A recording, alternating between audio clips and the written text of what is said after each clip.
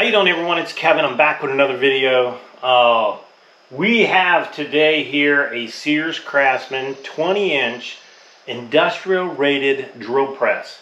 This is a 2 horsepower max drill press. It has a 5/8 chuck on it, 12 speed. Now speed range on this thing here is from 150 to 4200 RPMs. This thing is a beast, and I got to tell you a little story about it before we get started.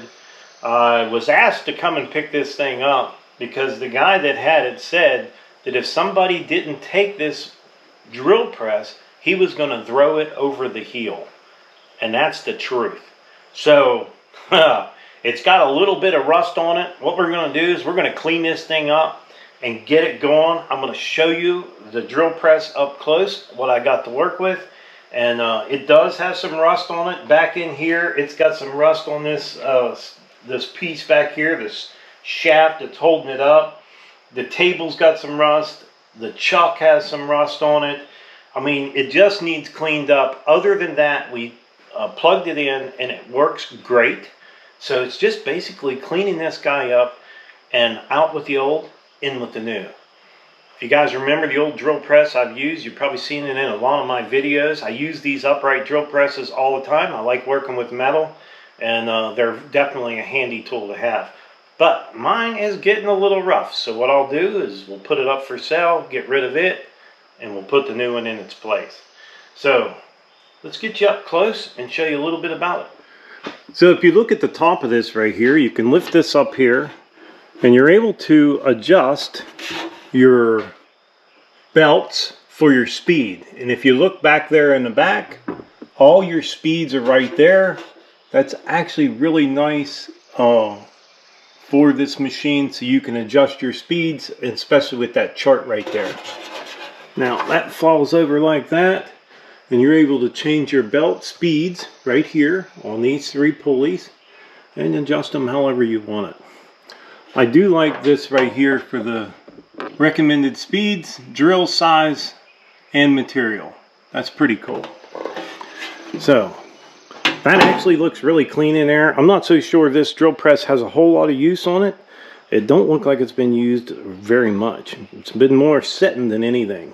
You can adjust this thing also on the back for the depth of whatever you want to drill, how deep you want to drill. You can adjust this for your depth. Back in here, I'll show you, this is where the rust is on this shaft right here. You got some rust on here, a little bit of rust up in here, and so on down through there. The table needs cleaned. Now everything on the table actually came with it.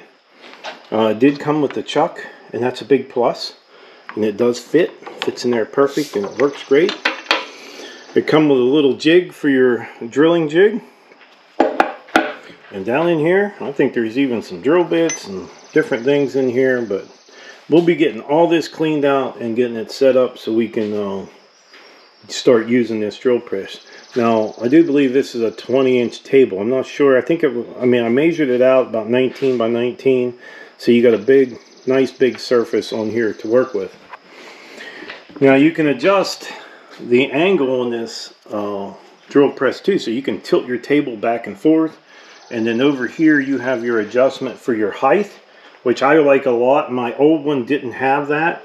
All you have to do is break this lever loose here, and then just grab your handle right here, and you can twist this for up.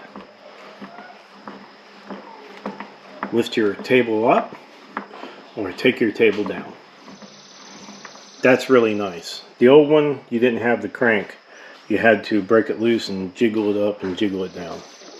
The base is a little bit rusted up. It's got some paint overspray on it, but we'll clean that up also. I think this is going to be an all-around pretty good little drill press. Now, the nice thing about this drill press, you're able to knock the chuck out. Right through here, you take your wedge in here and you can knock this chuck out, and you can also use tapered drill bits in here. You don't have to use the chuck. So, I say we get to cleaning. Alright, so I want to clean out this table really good. So I loosened up the bolt from underneath, and now I'm able to swivel this guy so we can get all the garbage out of the bottom of this pan here. And then we're going to start cleaning. Being that the table swivels, that's actually really nice to be able to clean it out. So there is definitely a lot of stuff in here. So this machine was used a little bit, I'm sure. I don't know exactly how much, but it has been used a little bit.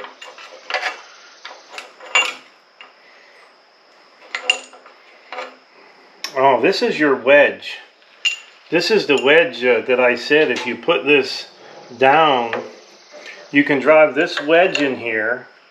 Let me see if I could do this without hurting anything here.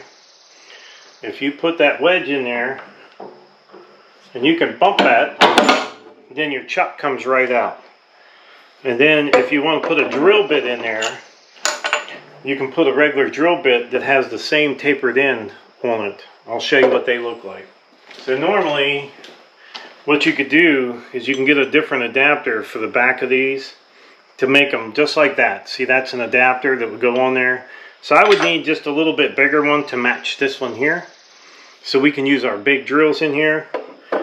But that's how that chuck comes out. Pretty easy with that little wedge there. Looks like we got a whole bunch of different things in here. Some bolts, some drill bits. Looks like even a fowle down in here. There's another drill bit. Here's a fowle. There's another drill bit up underneath it there. I don't know if you can get to it. Oh yeah. I think there's another one down this way.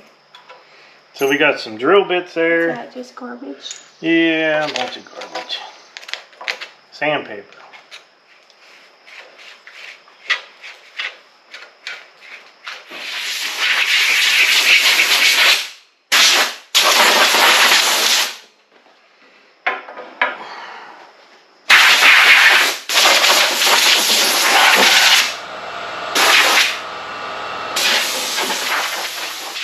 Alright, well, I have a few things I'm going to use to clean this with. One of them is going to be a wire brush on a drill. I got a brass brush here. I got some other wire brushes I might have to use. I'm going to use a little bit of steel wool. And definitely going to use WD-40. WD-40 is a really good cleaner. This stuff works great. And then we got us a few little rags. WD-40 you can use on electronics and everything. It's actually a really good stuff. Now, I'll just do a little bit on this right here. We'll spray a little bit on there. If we just take our steel wool and just go over this, you're going to see this thing's going to come out like brand new. This is really going to turn out nice. Look at this. Pretty much every bit of that little bit of surfaced whatever's on there is going to come right off. And I'm really anxious to do this whole entire drill press because I think when I'm finished with it, it's going to look brand new. And you can do the electronics and everything. It ain't going to hurt you to do none of that. Now, just for that top, going to be pretty easy. We're just going to wipe it all down. Like I said, I want it to look like new. We'll get it put in the place where it goes. And we'll make sure we wipe all this off really good and get it set up. Another nice thing about this machine, it also has a light on it. So you got work light also. So we're going to go ahead and get ready to clean up our chuck. Getting it cleaned up little by little, just working at it.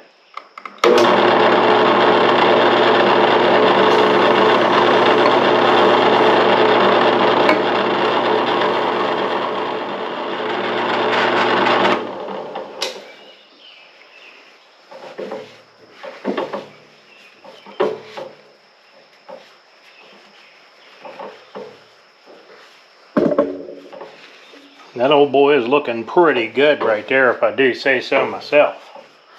That looks pretty good. Cleaned up nice.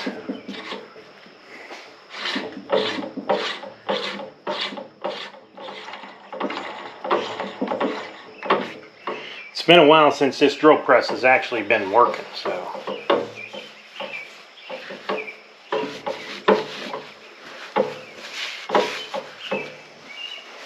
I think that looks pretty much just about like new. Now we're going to start working on this main shaft back through here. I'm going to get this thing sprayed up, let that soak a little bit, and we'll take our steel wool, and we should be able to clean this guy up really nice.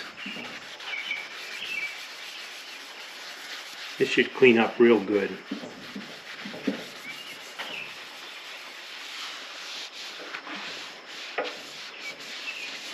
A little bit of elbow grease and we'll have this thing looking like new.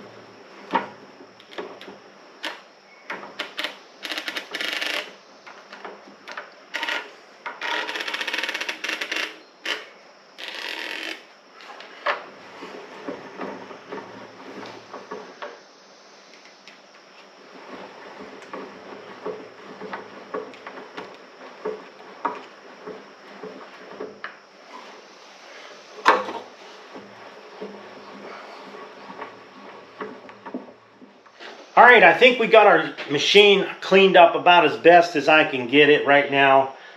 We did take all that old grease and stuff that was on there, cleaned all that off, and then I also oiled everything back up. Take an oil can and rub everything down, kind of try to wipe the oil off because it's going to leave a little bit of a residue on there, and that's going to help this machine keep it from rusting. Usually in your garage, like in my garage, it's damp in here somewhat, so you know you'll get a little bit of rust on them. What I really like about this machine is when you open up the top of this, it's got that gauge in there and it tells you exactly the RPMs you need for each hole you want to drill. If you want to drill a 1/4 inch hole, it's going to tell you the RPMs you need to drill with.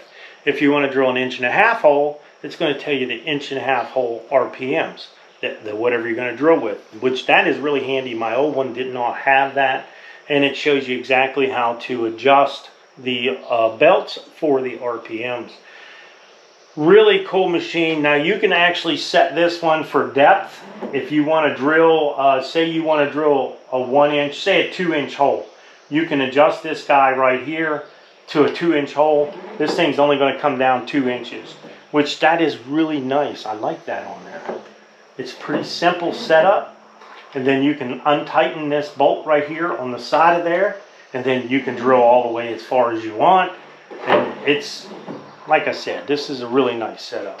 Now you're able to turn the table too in degrees. You can drill in an angle. That's pretty cool. And the adjustment up and down. Now the old one I got over there just had a little lever on the back. You had to wiggle it and get it down to where you needed it. This one here with the crank on, it's going to make it a lot easier on me adjusting this table up and down. Pretty nice setup here. I mean, this is perfect for us. So yeah, I think it looks good. I think it's going to go great in the shop. I could not believe he was going to throw this thing in the garbage. This is awesome. So I would like to tell everyone, thanks for watching my video. Don't forget to subscribe. Leave me thumbs up, thumbs down, or a comment if you'd like. Until next time.